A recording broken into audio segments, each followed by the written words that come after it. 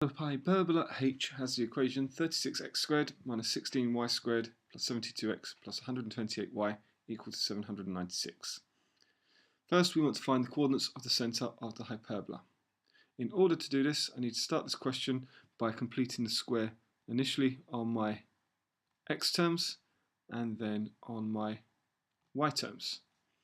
So, completing the square for the x terms, I need to take out 36 as a common factor to get single x squared, so I get 36x squared minus 2x plus, and then completing the square on the y terms, I need to take out minus 16, so let's take that back, minus 16 to get a single y squared, so I get y squared minus 8y, all equal to 796.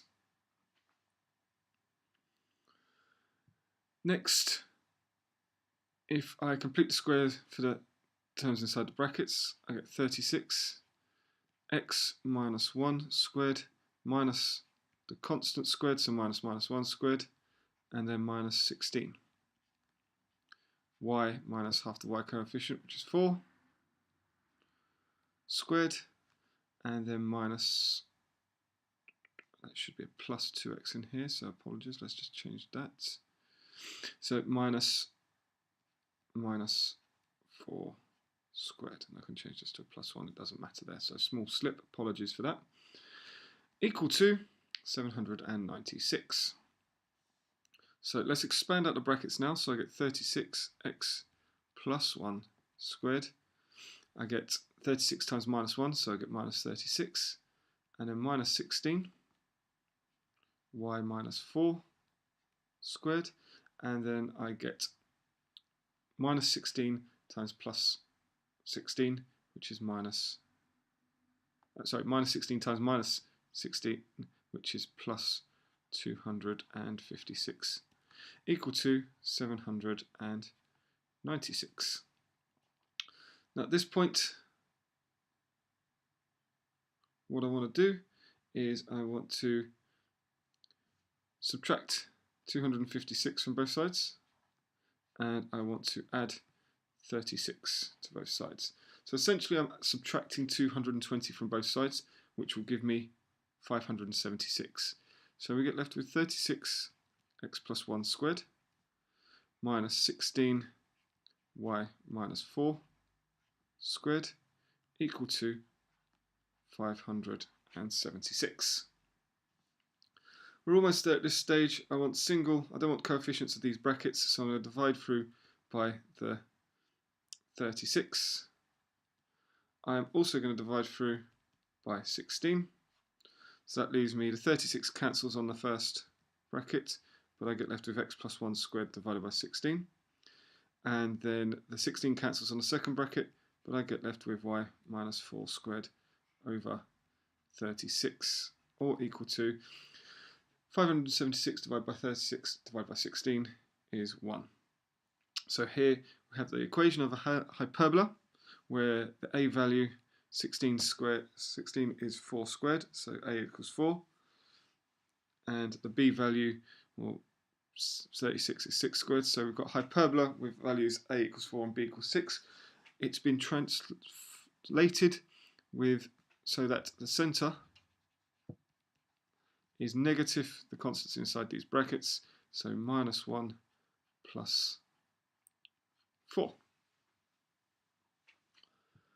Okay, so let's have a look at finding the eccentricity and the rest of the aspects of this equation. Just want to remember that the centre of this circle was minus 1, 4, and also that a was equal to 4 and b was equal to 6. Notice here on the right hand side what we have is the table from the formula booklet, which you can refer to in the exam. So I've just got that there so we can easily refer to it. First of all, I want to find the eccentricity of H.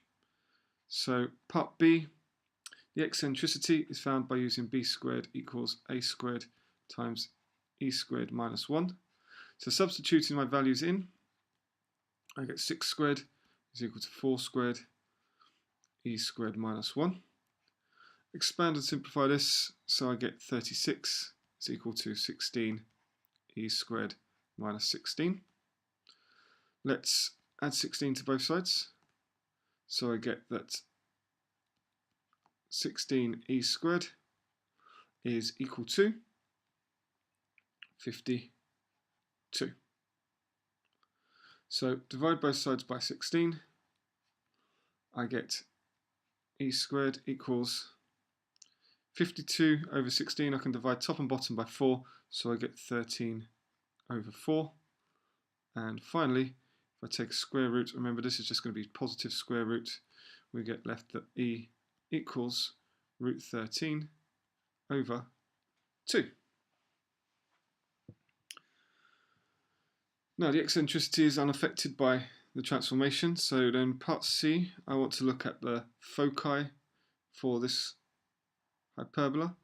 So just identifying the foci is found by doing plus or minus a times the eccentricity.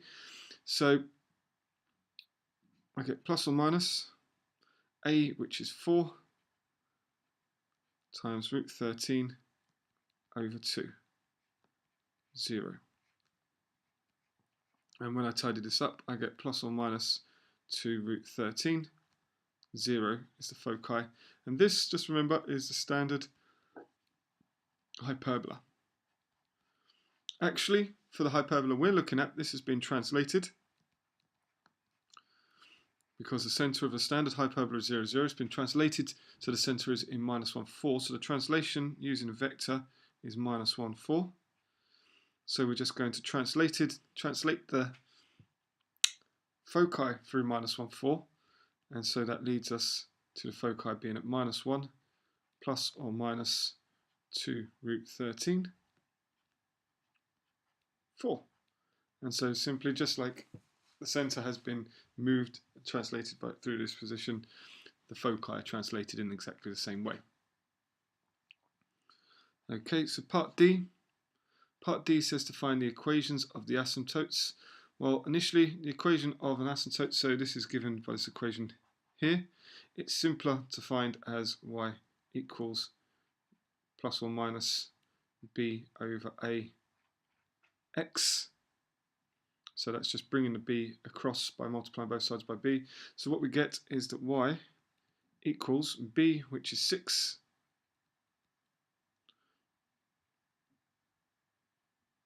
over a, which is 4. So I get 3 over 2 x. Now this would be for the standard hyperbola. Actually, what I'm looking for is